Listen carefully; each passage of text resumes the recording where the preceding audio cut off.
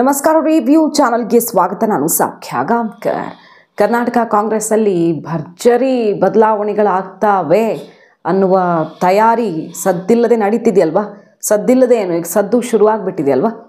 ಈ ಹೊತ್ತಲ್ಲಿ high command secret survey, ಏಜೆನ್ಸಿಯೊಂದರ ಮೂಲಕ ಮಾಡಿಸಿರುವ ಸೀಕ್ರೆಟ್ ಸರ್ವೆ ಶಾಕ್ ಎದುರಾಗಿದೆ. ಏನು ಮಾಡೋದಕ್ಕೆ ಹೊರಟಿದೆ ಹಾಗಾದರೆ ಕರ್ನಾಟಕ ಕಾಂಗ್ರೆಸ್ನಲ್ಲಿ? ಕಾಂಗ್ರೆಸ್ ಹೈಕಮಾಂಡ್ ಬದಲಾವಣೆ ಅನ್ನೋದಂತೂ ಶತಸಿದ್ಧ. ಯಾವ ಬಗೆಯ ಬದಲಾವಣೆ ಅನ್ನೋದಕ್ಕೆ ಉತ್ತರ ಯಾರಿಗೂ ಗೊತ್ತಿಲ್ಲ ಅನ್ನೋ ರೀತಿಯಲ್ಲಿ ಒಬ್ಬೊಬ್ಬರ ಸ್ಟೇಟ್ಮೆಂಟು ಕೂಡ ನೋಡ್ತಾ ಇದ್ದೀವಿ. ಈ ನಡುವೆ ಬರ್ತಿರುವಂಥ ಬಿಗ್ ನ್ಯೂಸ್ ಏನು? ಪ್ರಭಾವಿ ಹಿರಿಯ ಮಂತ್ರಿಯೊಬ್ಬರಿಗೆ ಪ್ರಮುಖ ಸ್ಥಾನ ಕೊಡೋದು ಖಚಿತವಾಗಿ ಬಿಡ್ತಾ ಹೈಕಮಾಂಡ್ ತೀರ್ಮಾನವೇ ನಡೆದು ಹೋಯ್ತಾ? ಹಾಗಾದರೆ CM ಕುರ್ಚಿ ಬಗ್ಗೆ ಇದಕ್ಕಿರುವಂತಹ ಲಿಂಕ್ ಏನು? ಒನ್ ಬೈ ಒನ್ ನೋಡ್ತಾ ಹೋಗೋಣ. ಮಿಸ್ ಮಾಡದೆ ನಮ್ಮ ಚಾನಲ್ನ ಸಬ್ಸ್ಕ್ರೈಬ್ ಮಾಡಿ, ನಿಮ್ಮ ಅಭಿಪ್ರಾಯ ಕಮೆಂಟ್ ಮಾಡಿ ತಿಳಿಸಿ. ಎಸ್ ವೀಕ್ಷಕರೇ, ಮೊದಲನೇದಾಗಿ ಸೀಕ್ರೆಟ್ ಸರ್ವೆಗೆ ಬರೋಣ. ಏಜೆನ್ಸಿಯೊಂದರ ಮೂಲಕ ಈ ಹಿಂದೆ ಕೂಡ ಒಂದು ಸರ್ವೆ ಆಗಿತ್ತು. ಅದು ಬೇರೆ ರಾಜ್ಯದ ಮೂಲದ ಏಜೆನ್ಸಿ ಮೂಲಕ ನಡೆದಂತಹ ಒಂದು ಸರ್ವೆ ಆಗಿತ್ತು. ಪಶ್ಚಿಮ ಬಂಗಾಳ ಮೂಲದೊಂದು ಮತ್ತು ಪಕ್ಕದ ರಾಜ್ಯದ ಮೂಲದ ಏಜೆನ್ಸಿಯಿಂದ ಒಂದು ಸರ್ವೆ, ಎರಡು ಪ್ರಮುಖ ಸರ್ವೆಗಳನ್ನು ಹೈಕಮಾಂಡ್ ಮಾಡಿಸಿತ್ತು. ಕಾಂಗ್ರೆಸ್ನ ಗ್ಯಾರಂಟಿ ಕರ್ನಾಟಕದಲ್ಲಿ ವರ್ಕೌಟ್ ಆಗಿದೆಯಾ ಇಲ್ವಾ?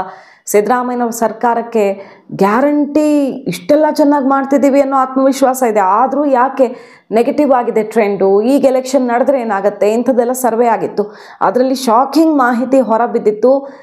ಹಾಲಿ ಶಾಸಕರು ಇರೋರೇ ನಿಂತರೆ ಬಹಳಷ್ಟು ಜನ ಸೋಲ್ತಾರೆ ಅನ್ನೋದ್ರಿಂದ ಹಿಡಿದು ಗ್ಯಾರಂಟಿ ಹಳ್ಳಿ ಪ್ರದೇಶಗಳಲ್ಲಿ ರೀಚ್ ಆಗಿದೆ. ಆದರೆ ಓವರ್ ಆಲ್ ಅಂತ ನೋಡೋಕ್ಕೆ ಹೋದಾಗ ನಗರ ಪ್ರದೇಶಗಳಲ್ಲಂತೂ ಅಭಿವೃದ್ಧಿ ವಿಚಾರಕ್ಕೆ ಮುನಿಸ್ಕೊಂಡಿದ್ದಾರೆ.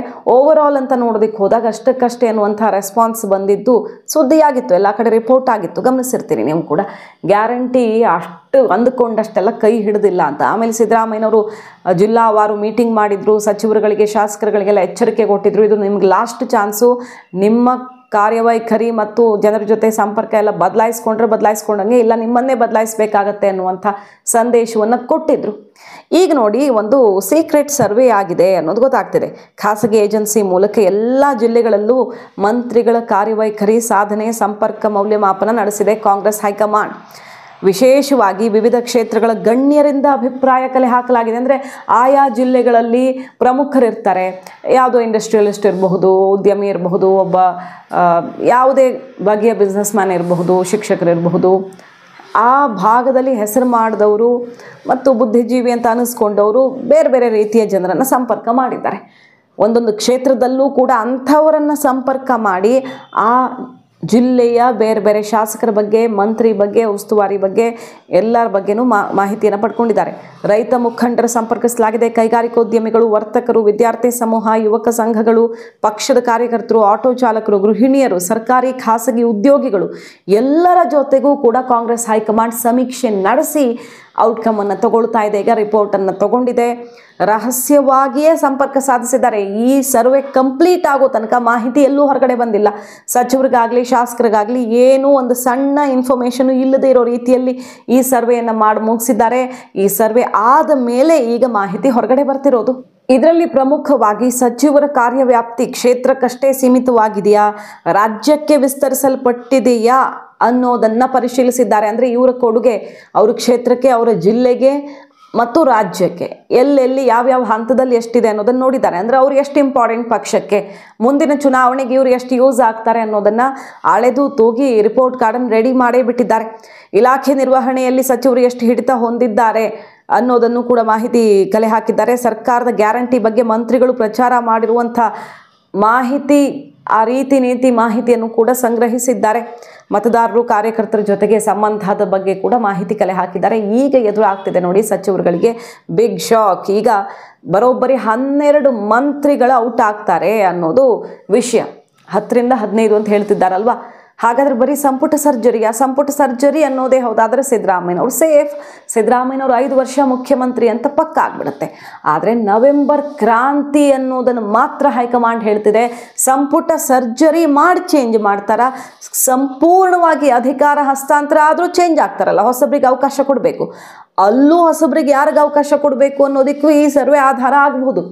ಸೊ ಸಿದ್ದರಾಮಯ್ಯ ಬಣ ಮತ್ತು DK ಬಣ ಎರಡೂ ಕಡೆಗೂ ಕೂಡ ಟೆನ್ಷನ್. ಮತ್ತು ಅವರವರ ಪ್ರಯತ್ನ ಜೋರಾಗಿ ನಡೀತಿರೋದು. ಸಿದ್ದರಾಮಯ್ಯನವರು ಓಪನ್ ಆಗಿ ಸಂಪುಟ ಸರ್ಜರಿ ಅಂತ ಹೇಳ್ತಿದ್ದಾರೆ, ಬಟ್ ಅವ್ರಿಗೂ ಅದ್ರ ಬಗ್ಗೆ 100% ಮಾಹಿತಿ ಇಲ್ಲ. ಡಿ.ಕೆ. ಶಿವಕುಮಾರ್ ಅವರು ಅಧಿಕಾರ ಪಡ್ಕೊಳ್ತೀನಿ ಅನ್ನುವಂಥ ಹುರುಪಲ್ಲಿದ್ದಾರೆ.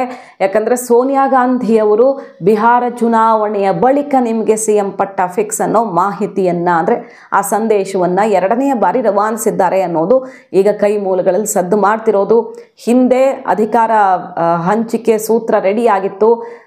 ಫಲಿತಾಂಶದ ಬಳಿಕ ಡೆಲ್ಲಿಲಿ ಮಾತುಕತೆ ಆಯ್ತಲ್ಲ CM ಮಾಡೋದು ಸಿದ್ದರಾಮಯ್ಯನವ್ರನ್ನ ಅಂತ ನಿರ್ಧಾರ ಮಾಡಿದಾಗ ಆಗ ಒಂದು ಸಲ ಮಾತು ಕೊಟ್ಟಿದ್ರು ಸೋನಿಯಾ ಗಾಂಧಿಯವರು ಮತ್ತು ಪ್ರಿಯಾಂಕಾ ವಾದ್ರಾ. ಅದಾದಮೇಲೆ ಇತ್ತೀಚೆಗೆ 2-3 ತಿಂಗಳ ಹಿಂದೆ ಬಿಹಾರದ ಚುನಾವಣೆ ಆದಮೇಲೆ ಮಾತು ತಪ್ಪಲ್ಲ ಅಂತ ಸಂದೇಶವನ್ನು ಸೋನಿಯಾ ಗಾಂಧಿಯವರೇ ರವಾನಿಸಿದ್ರು ಅಂತೆಲ್ಲ ಕೇಳಿ ಬರ್ತಿದೆ. ಸೊ ಡಿ.ಕೆ. ಕ್ಯಾಂಪು ಮತ್ತೊಂದು ಕಡೆ ಭರ್ಜರಿ ತಯಾರಿಯನ್ನು ಮಾಡ್ಕೊಳ್ತಿದೆ. ಈ ಹೊತ್ತಲ್ಲಿ ನೋಡಿ 13ನೇ ತಾರೀಕು, ಇದೇ 13ನೇ ತಾರೀಕು ಸಿದ್ದರಾಮಯ್ಯನವರು ರಾತ್ರಿ ಔತಣಕೂಟವನ್ನು ಆಯೋಜಿಸಿದ್ದಾರೆ ತಮ್ಮ ಸಂಪುಟ ಸಹೋದ್ಯೋಗಿಗಳಿಗೆ, ಮಂತ್ರಿಗಳಿಗೆಲ್ಲ.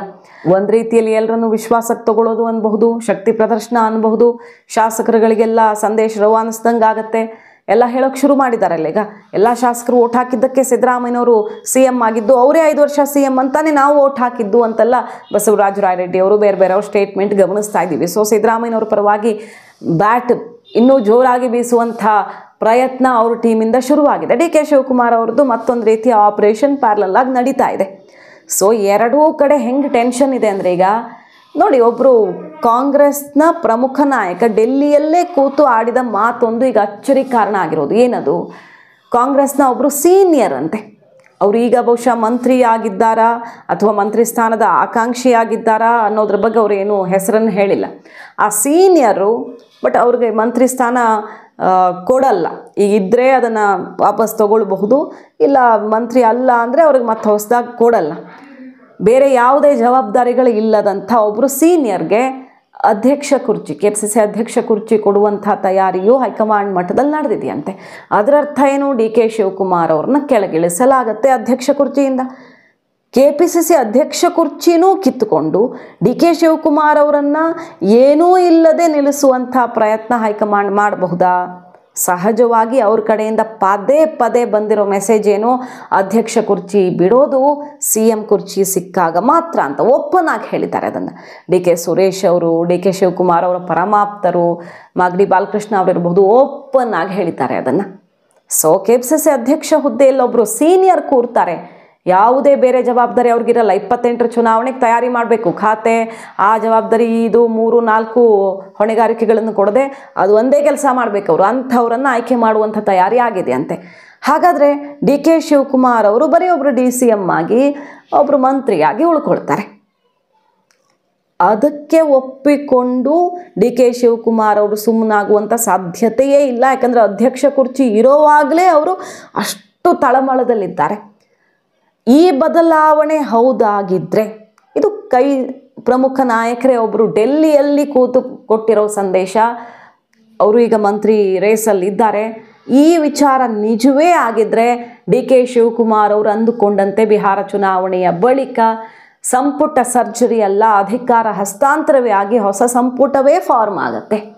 ಸೊ ಇದೆರಡರಲ್ಲಿ ಯಾವುದು ಅನ್ನೋದನ್ನು ನೋಡಬೇಕು. ಯಾಕಂದರೆ ಸಿದ್ದು ಬಣ 15 ಮಂತ್ರಿಗಳು ಅಂದರೆ ಈಗಿರೋರು ಔಟ್ ಆಗ್ತಾರೆ, ಹೊಸಬ್ರು ಇನ್ನಾಗ್ತಾರೆ ಅಂತ ಯಾರ್ಯಾರು ಸಂಭಾವ್ಯರು ಅಂತ ಪಟ್ಟಿ ಮೇಲೆ ಪಟ್ಟಿ ಇಡ್ತಿದ್ದಾರೆ.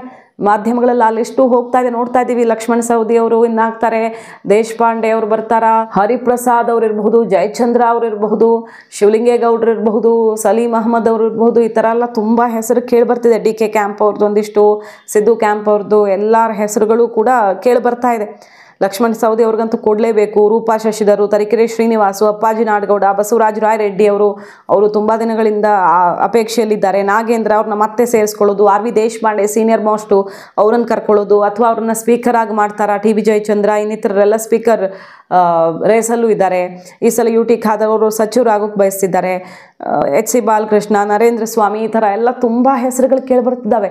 ಸಿದ್ದು ಬಣ ಮಾಡ್ತಿರೋದೇನೀಗ ಪ್ರಯತ್ನ, ಸಚಿವ ಸಂಪುಟ ಸರ್ಜರಿ ಆಗತ್ತೆ ಅನ್ನೋದು ಖಚಿತವಾಗಿಬಿಟ್ರೆ ಸಿದ್ದು ಸೇಫ್ ಅಂತ ಅಲ್ವಾ. ಹಾಗಾಗಿ ಅದೇ ಆಗೋದು ನವೆಂಬರಲ್ಲಿ. ಯಾವ ಕ್ರಾಂತಿನೂ ಅಲ್ಲ, ಭ್ರಾಂತಿನೂ ಅಲ್ಲ, ಸಂಪುಟ ಸರ್ಜರಿಗೆ ಅಷ್ಟೇ ಇದು ಸೀಮಿತವಾಗಿರುತ್ತೆ ಅನ್ನೋದನ್ನು ಗಟ್ಟಿಯಾಗಿ ಹೇಳ್ತಿದ್ದಾರೆ. ಅಸಲಿಗೆ ನಡೀತಿರೋದೇ ಬೇರೆ ಅನ್ನೋದು ಡಿ.ಕೆ. ಕ್ಯಾಂಪ್ ಕೊಡ್ತಿರೋ ಸಂದೇಶ.